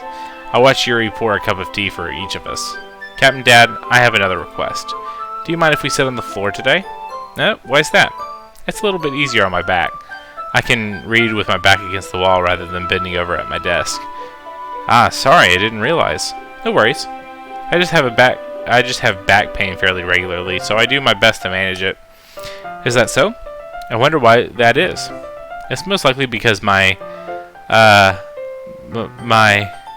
your posture, right? Always hunched over like that while reading. Yes, I have terrible reading posture, so that's why we should sit on the floor. Fair enough. I'll go ahead and get the book. I retrieve the book from my bag. I have some chocolate as well. It's a bag of small chocolate candies that I kept hidden from Sayori's candy radar. I take it, since it'll go well with the tea. Yuri and I then sit against the wall, teacups at our sides. As if in sync, we assume the same reading position as last time, each holding one half of the book. Except this time, our bodies are even closer to each other. I can't see too well. Yuri slides closer until our shoulders are touching. How am I supposed to focus on reading like this? Yuri was always kind of cute, but when she's being less apprehensive, it's almost more than I can handle. Your teacup. Yuri hands me my teacup. Holding it with my hand that's not holding the book, I end up in a position that makes it even harder to focus. Because now I need to worry about making sure I don't accidentally touch her chest. Meanwhile, Yuri hasn't noticed a single thing. She wears her intense reading expression, and I can only presume the world around her has faded away. I use all of my willpower to focus on reading. After a few minutes, I finally manage to relax a little. I put the teacup between my legs and fumble with the chocolate wrapper. Sorry. I briefly let go of the book to finish opening the wrapper. You can have as much as you want. That's okay. I won't take any. Huh? Are you sure? Well, if I touch it, then I might get smudges on the pages. You're right. I didn't even think about that. My bad. No need to apologize. I'll hold the book, okay? Are you sure? Of course. Yuri opens the book with both hands. She holds it so that I don't have any harder of a time reading from it. But as a result, her left arm is practically resting on top of my leg. Well, in that case, Yuri's already totally focused on reading again. I take a chocolate candy and pop it into my mouth. Then I take another chocolate, and I hold it up to Yuri. She doesn't even look away from the book. She simply parts her lips, as if this situation was completely natural. But that means I can't stop here. I apprehensively place the chocolate in her mouth. Just like that, Yuri closes her lips over it. Huh? Yuri's expression suddenly breaks. Did I just... Yuri looks at me like she needs to confirm what just happened. Captain Dad? Sorry. I guess I shouldn't have done that. Well, you were just helping. That's something that friends do, right? I mean, not really in this kind of context, but yeah. That's all it was. Yeah. Then you don't need to stop or anything. I see. The situation has gotten really tense. Yuri tries to return to the book, but I can tell just by her expression that even she can't focus now. My heart is pounding. I nervously take another chocolate between my fingers, but this time Yuri's eyes meet mine. How did it even come to this? Yuri doesn't avert her gaze. I notice her chest rising and falling to the rhythm of her breaths. I raise my arm. Like before, Yuri parts her lips, but it's different this time.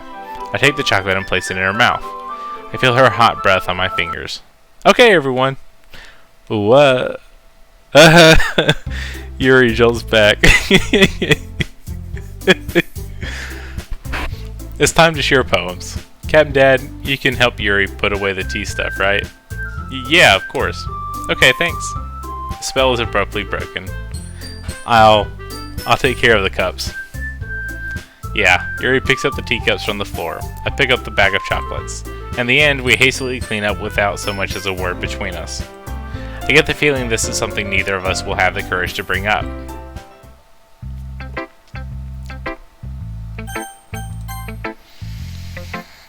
Let's see what you've written for today. Yuri stares at the poem with a surprised expression on her face. Do you like it? Captain Dad, this one might be even better than yesterday's. How did you even pick up on this so quickly? Just yesterday I was telling you the kind of techniques worth practicing. Maybe that's why you did a good job explaining. I really wanted to try giving it more imagery. Yuri visibly swallows.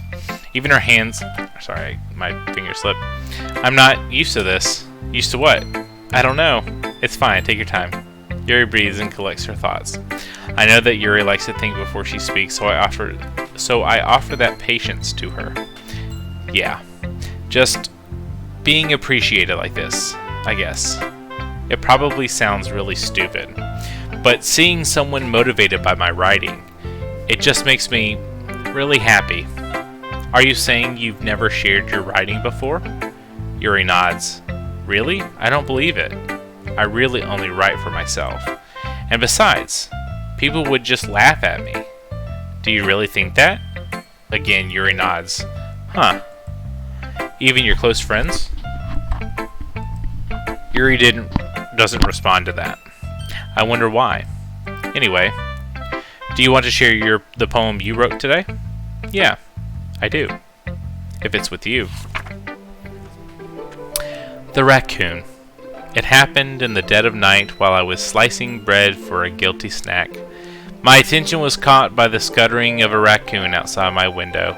That was, I believe, the first time I noticed my strange tendencies as an unordinary human.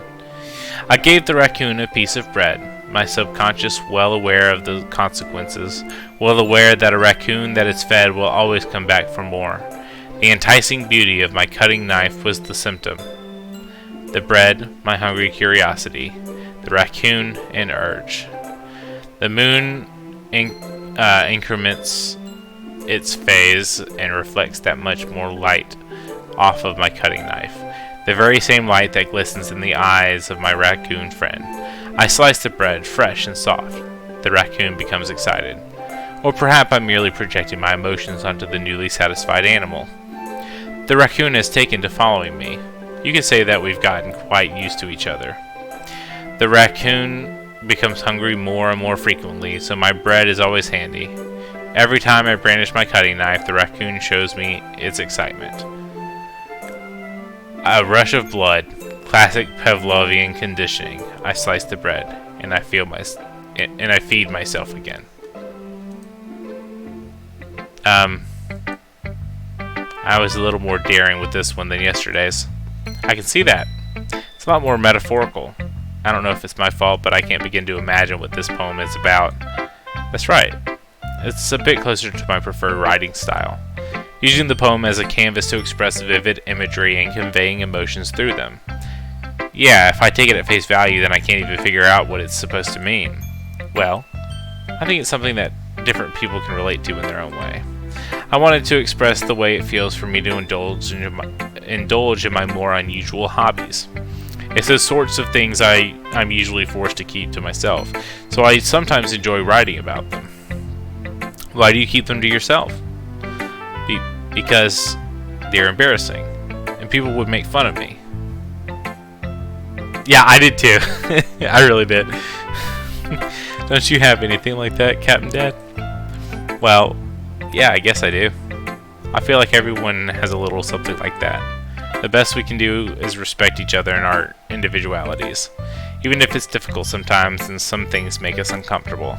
After all, if I hadn't learned to embrace my own weirdness, I would probably hate myself. I might be ranting a little bit now, but I'm glad that you're a good listener.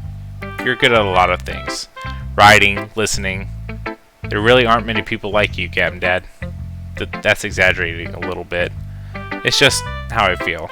I never thought I would feel so comfortable sharing my writing. But now I almost feel like I look forward to it. It's just a really nice feeling. and you're to thank for that. It's nothing really. Yuri smiles sincerely at me. For just a moment, her timidness seems to disappear. I'm not really interested in sharing it with them. Let's see what next.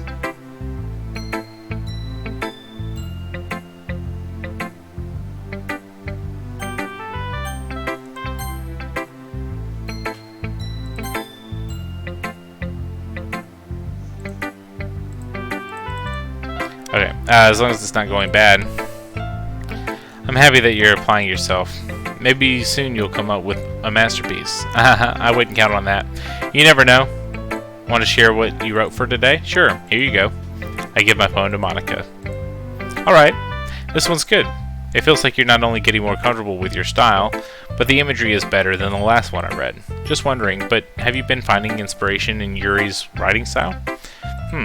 I guess so. You can't deny that she's talented. Yeah, totally. I think her poems are the most romantic. That's the best way to describe it.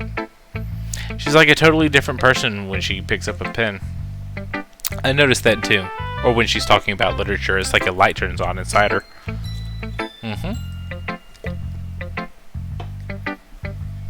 Sadly, it's hard to get much personal conversation out of her. Trust me, I've tried. Who knows what goes on in that head of hers? I hope you don't mean that in a bad way. No, of course not. I just mean that I wish she didn't keep so much to herself. But still, defending her like that, you must be pretty into her. Huh?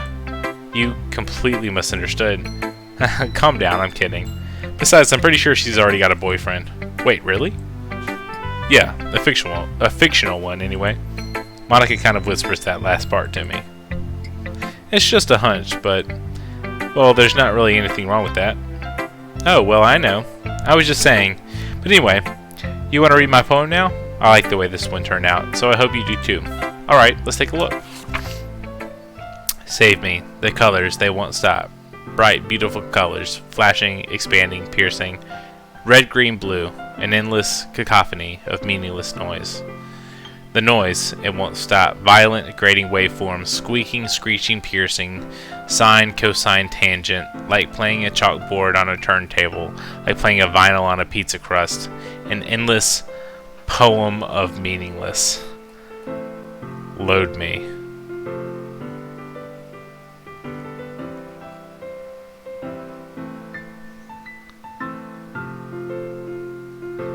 I think we're starting to get into some... Let's see here. Where is this game saved?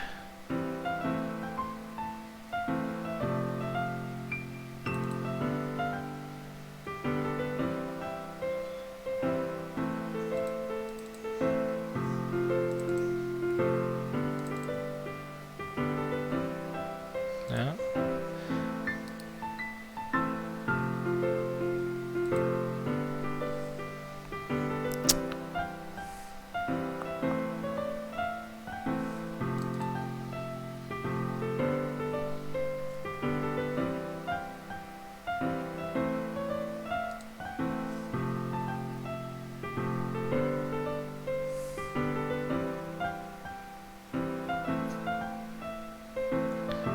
Yeah. Let's see. So the game says load me. What do I need to load? Hold on.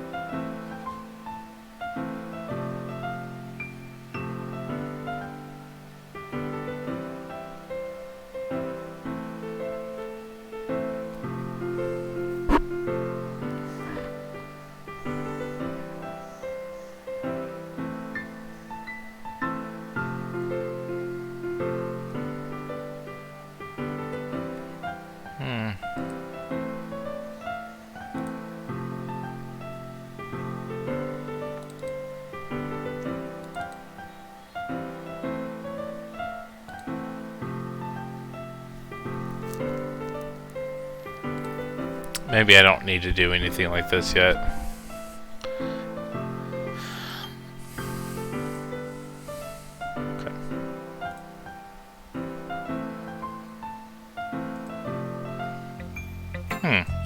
It's even more abstract than your last one, huh? I guess it's just the way I write. I'm sorry if you don't like it. No, I never said that. It's just the kind of thing I've never really seen before, I guess. I kind of like playing with my space on the paper. Choosing where and how to space your words can totally change the mood of the poem. It's almost like magic. The way I wrote the lines really short makes it feel like they're trying to speak over the noise. I see. It's still hard for me to tell what it's about, though. Sometimes asking what a poem is about isn't the right question. A poem can be as abstract as a physical expression of a feeling, or a conversation with the reader. So putting it that way, not every poem is about something.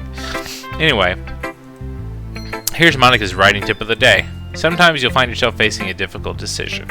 When that happens, don't forget to save your game. You never know when you might change your mind, or when something unexpected may happen. Wait, is this tip even about writing? What am I even talking about? That's my advice for today. Thanks for listening.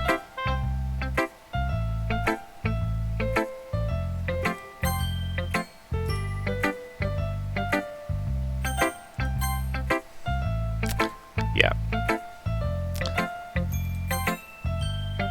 Let's skip.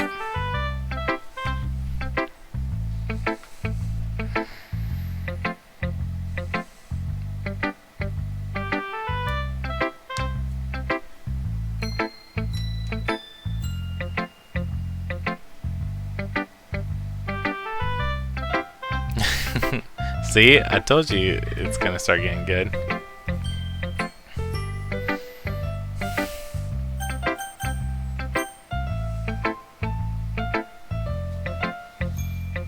Is it gonna let me skip? Whatever. Well, I can admit that it's better than the last one. It's nice to see that you're putting in some effort. That's good. But I still don't like this at all. It's trying too hard to be serious.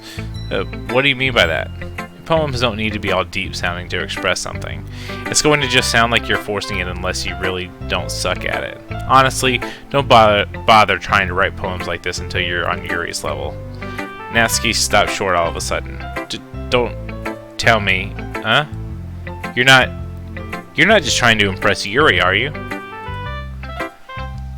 What are you talking about? And keep your voice down. You know, Yuri would love this angsty. Just because she's a talented writer doesn't mean... looks like I'm in trouble. I somehow struck a nerve, though what I did is beyond me. I am so done with you. Natsuki shoves the poem I handed her back over to me. Take your stupid poem. If you wrote it for someone else, just don't show it to me. Ouch. This is what I get for letting a younger girl step into my business. Unless I was a mind reader, I was destined to be in a world of pain from the start. At least, Natsuki wasn't really the girl I was trying to impress in the first place. Who should I show my poem to next? Alright. Ooh! I like this one, Captain Dad. It has some nice feelings in it. Ah, I'm glad. Does that mean it's better than yesterday's? Let me think. I don't know. I guess I like them both. That's not very helpful, you know. Well, I'm not very good at figuring out if poems are good or bad, but that's why I just go by my heart. If it makes me feel things, then it must be a good poem. I'm not sure that's exactly how it works. Then again, I guess conveying feelings is a pretty important part of this whole thing. Yeah, maybe. Honestly, I don't even know what kind of writing you like in the first place. Yeah, me neither. Why don't you at least try giving it some thought? Aw, you want to write something for me? That's so sweet. Yeah, right. But you're always thinking about other people. You need to think about yourself once in a while. If you don't, you might end up getting hurt at some point. Well, I don't really know what you mean, but I'll try to keep it in mind. Well, whatever. Anyway, let's see. I guess I like happy poems. Wait, sometimes I like sad poems too. Sometimes a little bit of both. There's a word for that, right? What's the word I'm looking for? Bittersweet. Yeah. I like things that are happy and things that are sad. Happy and sad? I can't see you liking something sad, Sayori. Well, I like happy the most.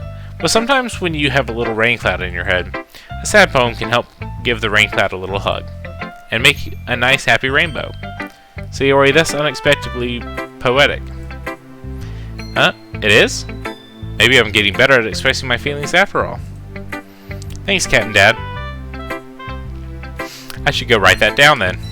You can read my poem now, okay?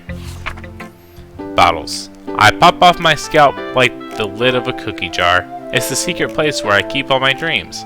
Little balls of sunshine all rubbing together like a bundle of kittens. I reach inside with my thumb and forefinger and pluck one out. It's warm and tingly, but there's no time to waste. I put it in a bottle to keep it safe, and I put the bottle on the shelf with all of the other bottles. Happy thoughts, happy thoughts, happy thoughts in bottles all in a row. My collection makes me lots of friends. Each bottle is starlight to make amends. Sometimes my friend feels a certain way, down comes the bottle to save the day. Night after night, more dreams, friend after friend, more bottles. Deeper and deeper my fingers go, like exploring a dark cave, discovering the secrets hiding in the nooks and crannies, digging and digging, scraping and scraping. I blow dust off my bottle caps. It doesn't feel like time elapsed. My empty shelf could use some more. My friends look through my locked front door. Finally, all done, I open up, and in come my friends. And they come in such a hurry. Do they want my bottles that much? I frantically pull them from the shelf, one after the other, holding them out to each and every friend, each and every bottle. But every time I let one go, it shatters against the tile between my feet. Happy thoughts, happy thoughts, happy thoughts in charge all over the floor. They were supposed to be for my friends who weren't smiling. They're all shouting, pleading, something. But all I hear is echo, echo, echo, echo, echo inside my head. Holy crap. Sayori, did you really write this? Of course I did. Didn't I tell you yesterday I was going to write the best poem ever? Yeah, but, I mean, I didn't expect something like this coming from you. Monica taught me a whole lot, and I've been really in touch with my feelings recently. I see that. It's almost kind of creepy. Creepy? Well, not exactly. Maybe because I'm so used to you being cheerful. Well, never mind. I'm thinking too hard about it. The point is, it came out good and you should be proud of it. Oh, thanks. I feel like I was meant to express myself this way. It even helps me understand my own feelings a little bit better. Writing is like magic. You've gotten pretty passionate about this, huh? I hope you keep it up. Yeah. Writing's the best. I'm going to keep writing until I die. Don't get ahead of yourself. Sayori has always had a habit of getting obsessed with something before dropping it no more than a week later. I wonder if this is one of those times, but seeing the passion in her eyes makes it hard for me to be pessimistic. Okay, everyone. We're all done reading each other's poems, right? I have something extra planned today, so if everyone could come sit at the front of the room. Is this about the festival? Well, sort of. Do we really have to do something for the festival? It's not like we can put together anything good in just a few days. We'll just end up embarrassing ourselves instead of getting any new members. That's a concern of mine as well. I don't really do well with last-minute preparations. Don't worry so much. We're going to keep it simple, okay? We won't need much more than a few decorations. Sayori has been working on posters and I've designed some pamphlets we can give out during the event. Okay, that's great and all, but that doesn't tell us what we're actually going to be doing for the event. Sorry, I thought you heard about it already. We're going to be performing. Performing? Monica? Yeah, we're going to be having a poetry performance. Each of us are going to choose a poem to recite during the event. But the cool part is, we're also going to let anyone else come up and recite poems too. Sayori's putting it on all the posters in case anyone wants to prepare ahead of time. Sayori, who's been coloring a poster, holds it up for us to see. Are you kidding me, Monica? You didn't already start putting those posters up, did you? Well, I did. Do you really think it's that bad of an idea? Well, no. It's not a bad idea, but I didn't sign up for this, you know? There's no way I'm going to be performing in front of a group of people like that. I agree with Natsuki. I could never in my life do something like that. Imagining it, Yuri shakes her head in fear. Guys. No, Sayori. I understand where they're coming from. Remember that Natsuki and Yuri have never shared their poems with anyone until just a couple of days ago. It's a lot to ask for them to recite their poems out loud to a whole room full of people. I guess I kind of overlooked that. So, I'm sorry. But, I still think we should give it our best. We're the only ones responsible for the fate of this club. If we start the event and each put on a good performance, then it will inspire others to do the same. And the more people who perform, the better we'll be able to show everyone what literature is all about. Yeah. It's about expressing your feelings, being intimate with yourself, finding new horizons, and having fun. That's right. And it's those reasons that we're all in this club today. Don't you want to share that with others? To inspire them to find the same feelings that brought you here in the first place? I know you do. I know we all do. And if all it takes is standing in front of the room for 2 minutes and reciting a poem, then I know you can do it. Natsuki and Yuri remain silent. Sayori looks worried. I guess that leaves me no choice. I agree. I don't think it's too much to ask. I think that Sayori and Monika have been trying really hard to get new members. The least we can do is help them out a little bit.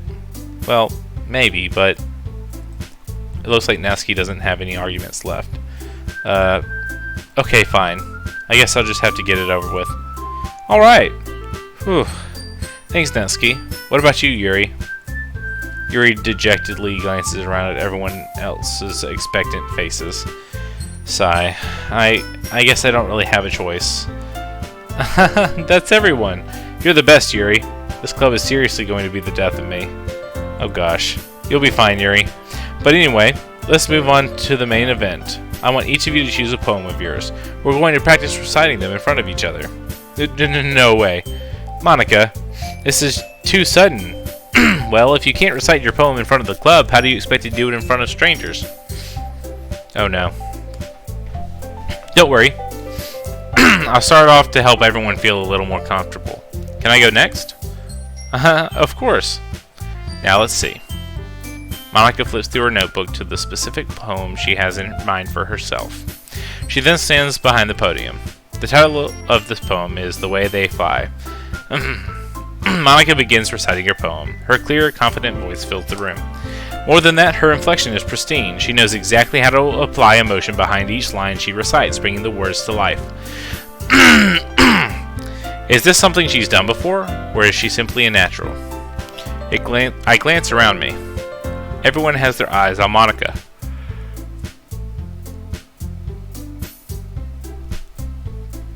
Sayori looks amazed. Yuri has an intense expression on her face that I don't understand. Finally, Monika finishes the recitation. The four of us applaud. Monika takes a breath and smiles. That was so good, Monika. Thank you very much. I was just hoping to get a good example. Are you ready to go next, Sayori? I'll go next. What? Yuri's fired up all of a sudden. Yuri clutches a sheet of paper between her hands and stands up. Keeping her head down, she walks quickly over to the podium. This poem is called... Yuri anxiously glances at each of us. You can do it, Yuri. It's called After Image of a Crimson Eye. Yuri's voice shakes as she starts reading the poem. Just a moment ago, she practically refused to do this. Why is she suddenly putting in so much effort? As Yuri gets past the first couple of lines, her voice changes. It's almost like what happens when Yuri gets absorbed into her books. Her quivering words transform into the sharp syllables of a fierce and confident woman. The poem is full of twists and turns in its structure that she enunciates with perfect timing. This must be a rare glimpse into the whirling fire Yuri keeps concealed inside her head. Suddenly, she's finished. Everyone is stunned. Yuri snaps back into reality and glances around her as if she bewildered even herself. It's up to me to save the situation. I'm the first to start applauding. Everyone joins me afterward and we give Yuri the recognition she deserves. It's not that we didn't want to applaud for her, but we were caught so off guard that we must have forgotten. As we applaud, Yuri holds the poem to her chest and rushes back into her seat. Yuri, that was really good. Thank you for sharing. Looks like Yuri is down for the count. Okay, I guess I'm next then. Sayori hops out of her chair and cheerfully walks to the podium. This one's called My Meadow. Sorry, I giggled. Sayori, it's a lot harder than I thought. How did you guys do it so easily? Try not to think of it like you're reciting to other people. Imagine you're reciting it to yourself, like in front of a mirror or in your own head. It's your poem, so it'll come out best that way. I see. Okay then. Sayori begins her poem. Somehow it feels like her soft voice was made as a perfect match. The poem isn't aimlessly cheery like Sayori is. It's serene and bittersweet. If I were to read this on paper, I probably wouldn't think much of it. But hearing it come from Sayori's voice almost gives it a whole new meaning. Maybe this is what Sayori meant when she said she likes my poems. It's like I get to reach more deeply into someone I thought I knew through and through. Sayori finishes and we applaud. I did it! Good job, Sayori. Even Captain Dad liked it. I guess that's a good sign. What does that even mean? It came out nicely, Sayori. The atmosphere of the poem fits you really nicely. But it might be that other poems wouldn't work quite as well with that kind of delivery. I don't really understand. In other words, I've seen poems of yours where that sort of gentle delivery wouldn't work as well. They might need a little more force behind them depending on what you're reading. Oh, I know what you mean. Well, I've been practicing that kind of thing. It's just embarrassing to do it in front of everyone. The next time I'm going to make you pick a poem that challenges you a little more. We don't have much time before the festival, you know. Okay, now who's next? Natsuki? Don't make me go before Captain Dad. It's not like I can compare to you guys anyway. Might as well let Captain Dad lower everyone's standards a little before I have to do it. Natsuki.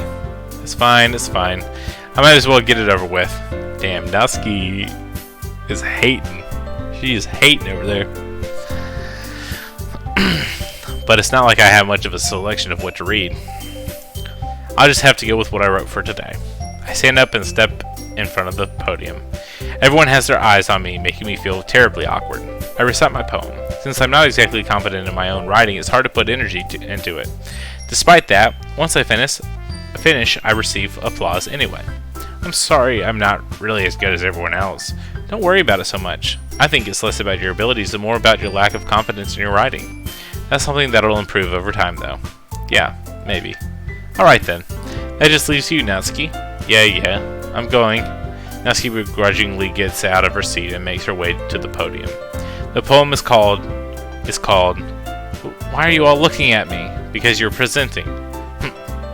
Anyway, the poem is called Jump. Natsuki takes a breath. When she starts reciting the poem, her sour attitude disappears a little. While she's still a little unenthused, her poem has a rhythm and rhyme to it. It's Natsuki's trademark style, and it works surprisingly well when spoken aloud. The words feel like they bounce up and down as if giving life to the poem. Natsuki finishes, and everyone applauds. She huffs back to her seat. That wasn't so bad, was it? Easy for you to say. You'd better not make me do that again. Ah, well. Do you at least feel prepared enough to recite a poem in front of other people? I mean, doing it in front of other people will be way easier. I can put on whatever face I want for other people. But when it's just my friends, it's just embarrassing. That's a surprise, Natsuki. I think it would be the other way around for me. Well, that's just how it is, so... Well, I guess in that case, you won't have much to worry about for the festival. That said, I want to thank everyone for coming through. It might be hard, but I hope that you all have an idea of what it's like now. Make sure you pick a poem and get enough practice for the festival, okay? I'll be making pamphlets, so let me know ahead of time what you'll be reciting. Jeez. I should probably find some other poem to recite instead. That's fine too. It doesn't have to be your own. I'm already pleasantly surprised that you're putting in all this effort for the club. It makes me really happy. Yeah, no problem. Okay, everyone. I think that's about it for today. I know the festival is coming up, but let's try to write poems for tomorrow as well. It's been working out really nicely so far, so I'd like to continue that. As for the festival, we'll finish planning tomorrow, and then we'll have the weekend to prepare. Monday's the big day. I can't wait. I can do this. Alright. I stand up. There's no way I'll be able to find the same enthusiasm as Sayori and Monica, but I'll do my best to get through it.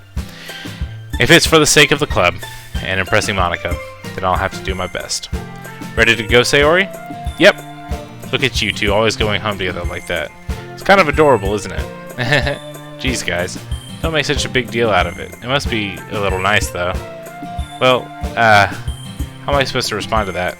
It's okay, Captain Dad. You don't have to say it. Whatever. Let's go already. I walk home with Sayori once more. Even though it's only been a few days, a lot of things have already changed. But today, Sayori is being a little quieter than usual on the way home. Hey, Sayori. Sorry, I was spacing out. No wonder. I was thinking about something from earlier. I like how we get to... Sayori fumbles with her words. So let's just say that one day Yuri asked to walk home with you. Huh? What would you do? What kind of question is that? You're kind of putting me on the spot here. Well... I will walk home with Yuri. Why does the thought of that make my heart pound? I mean, given how hard it is for her to socialize, I would feel awful turning her down, so... Isn't she so beautiful and smart? That has nothing to do with what I just said. You admitted it! Jeez, there's not even any point in speculating something that's never going to happen. Well, maybe, but I just like to think about it. It's not long before you won't need me anymore, you know? Need you? Sayori? I can't figure out how you're seeing things in your head right now. Sorry, everyone is different. Nobody in the club is a replacement for you. If you say so. The conversation trails off and I'm left feeling awkward. But it was kind of her fault for trapping me with such a weird question. I can't just lie to her. But if there's something that makes her happy, I would hate to take that away from her. That's why I said there's no point in speculating. And again, the festival is only a few days away. Who knows what will happen in that time?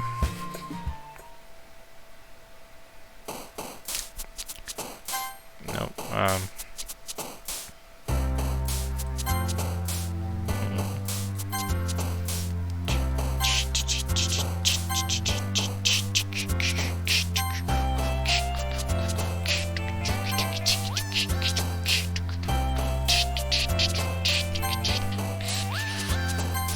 No. Mission. Horror.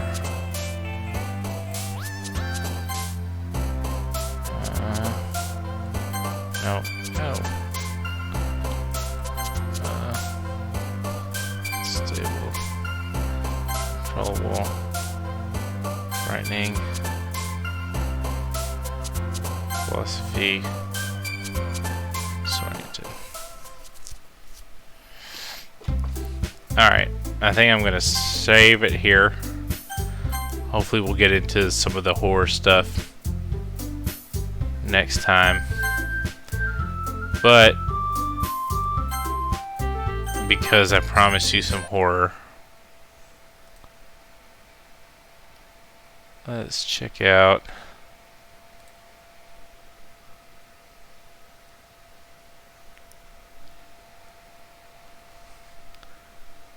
a little bit of this. Let me change my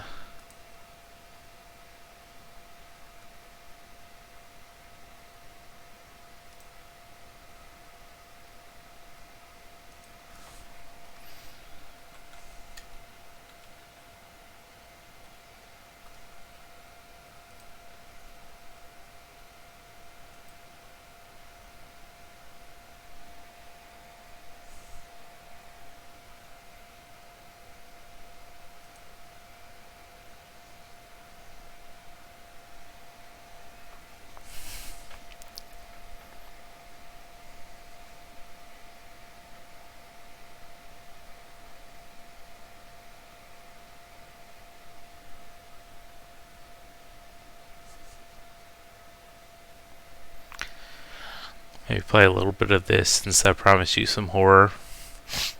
And then maybe in a little bit, I mean, you can play some DVD or some Siege or something.